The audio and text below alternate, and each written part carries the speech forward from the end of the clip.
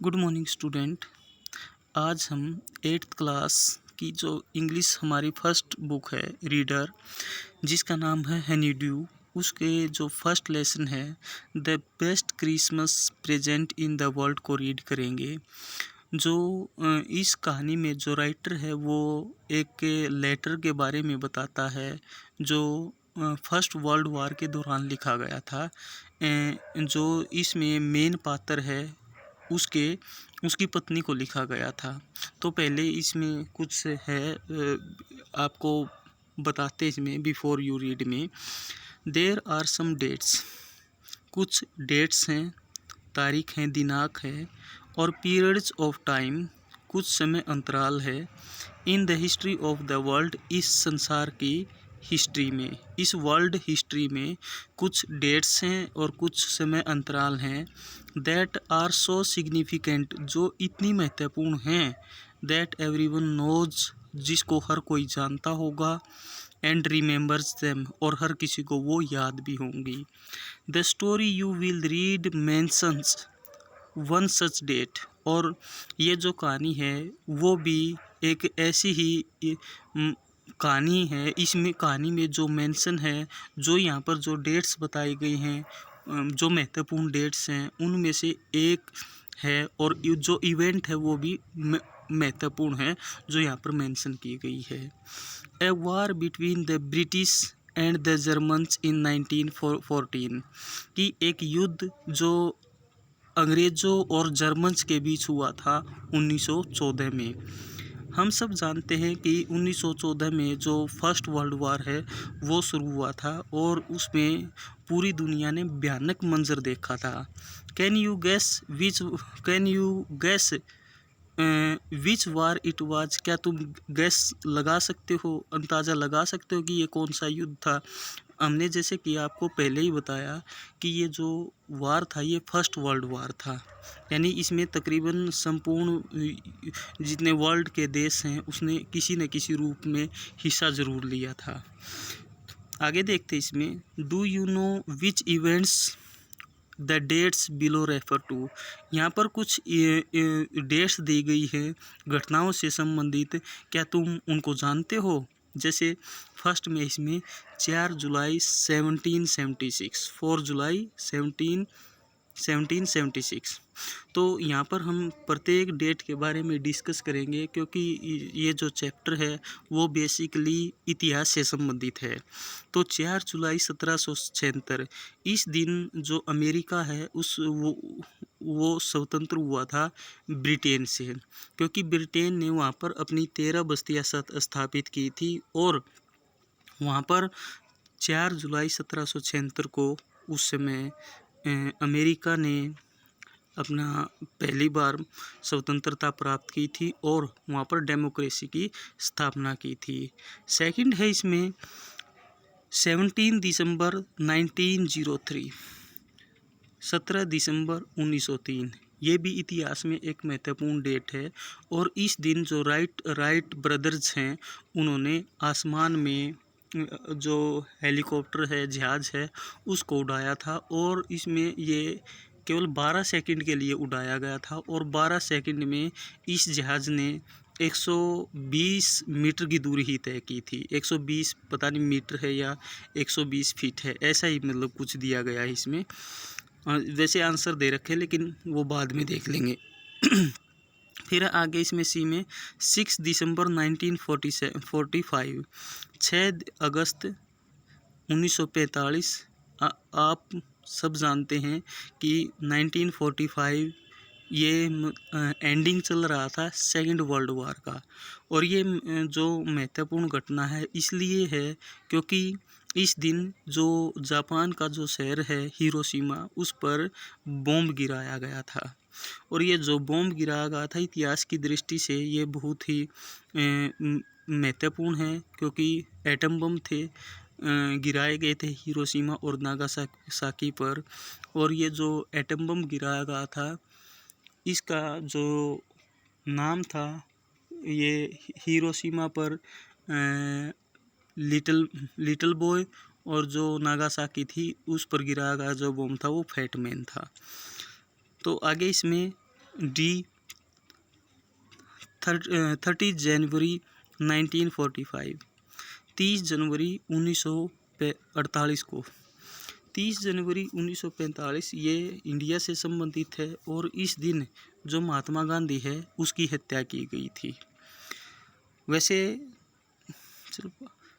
और आगे इसमें 12 अप्रैल 1961, 12 अप्रैल 1961 और इसमें जो यूरी गागरिन है वो सबसे पहला व्यक्ति था वर्ल्ड का जो स्पेस में गया था।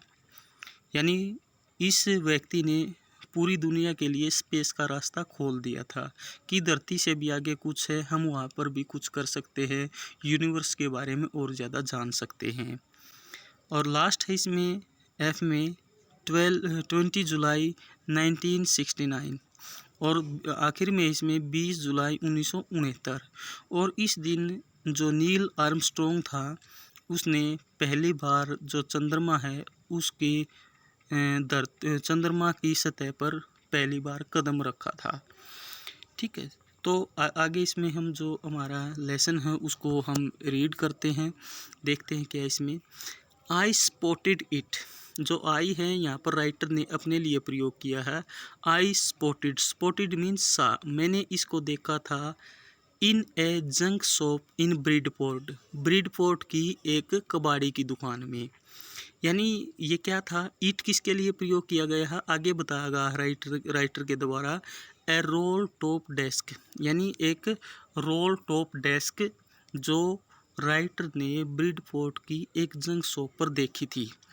द मैन सेड, और उस आदमी ने, इट मीन जो दुकानदार था, शॉपकीपर था, सेड उसने कहा था it was early 19th century, कि ये जो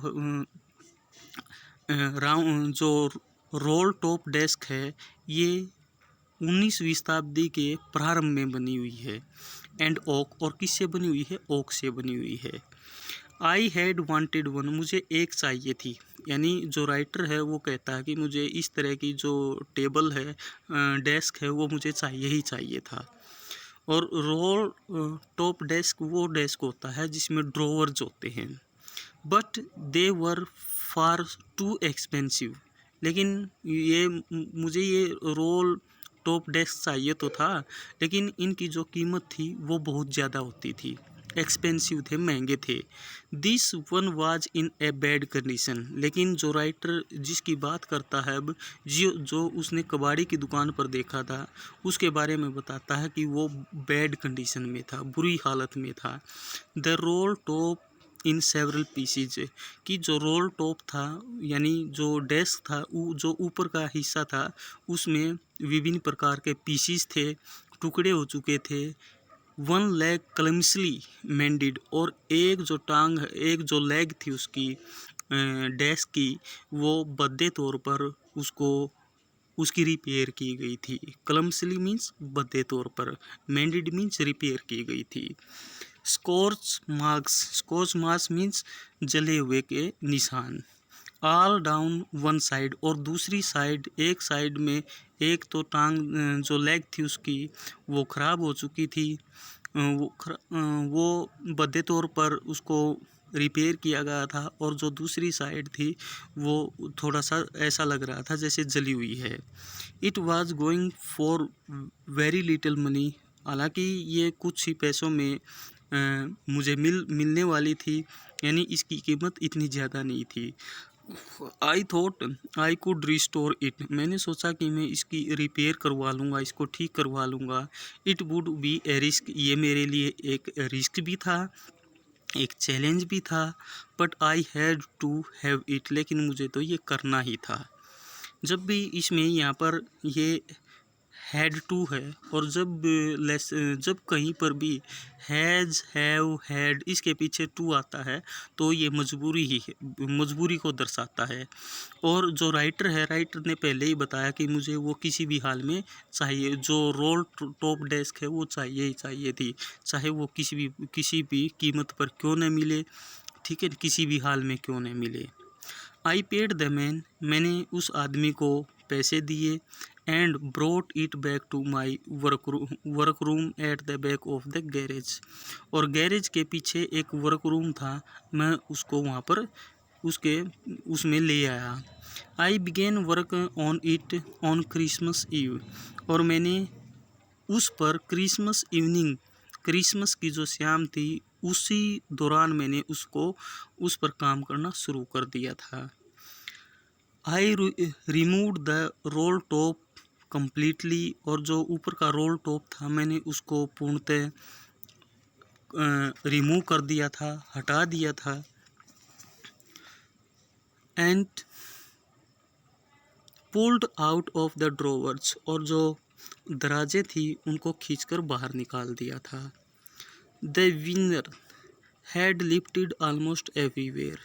विनर मीन्स एक प्लास्टिक की एक पतली सी परत होती है जो फर्नीचर का सामान है उसके ऊपर लगाई जाती है डेकोरेट के लिए। लेकिन वो जो विनर थी, प्लास्टिक की जो पतली परत थी, डेकोरेटेड थी, हैड लिफ्टेड ऑलमोस्ट एवरीवेयर, वो तकरीबन हर जगह से निकली हुई थी, उखड़ी हुई थी।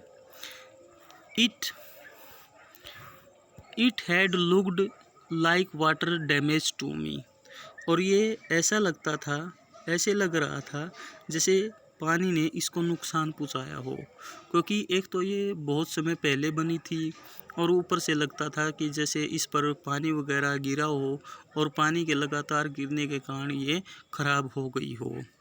The last drawer, so both fire and water had clearly taken their toll on this desk, और पानी और जो आग है दोनों ने इस डेस्क को अपना गहरा, ऐसा लगता था जैसे अपना गहरा बहुत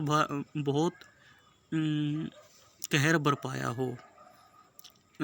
टॉल, यहाँ पर एक वर्ड है टॉल ऑन द डेस्क, मतलब यहाँ पर टॉल का मतलब होता है कहर बरपाना।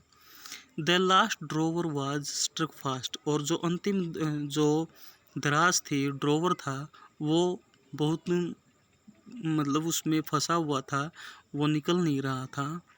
आई tried all I could to ease it out gently, और मैंने जेंटली, भद्रतापूर्वक यानी आराम से उसको खोलने का हर संभव प्रयास किया, लेकिन ऐसा नहीं हो पाया।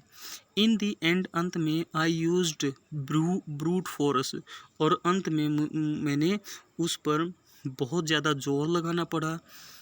आई struck it sharply with the side of my fist, और मेरी जो फिस्ट थी यानी जो मैंने इसको एक मुक्का या एक जो गुस्सा होता है, फिस्ट होता है, मैंने उसको मुक्के को बड़ी तेज़ी से उसके ऊपर मारा।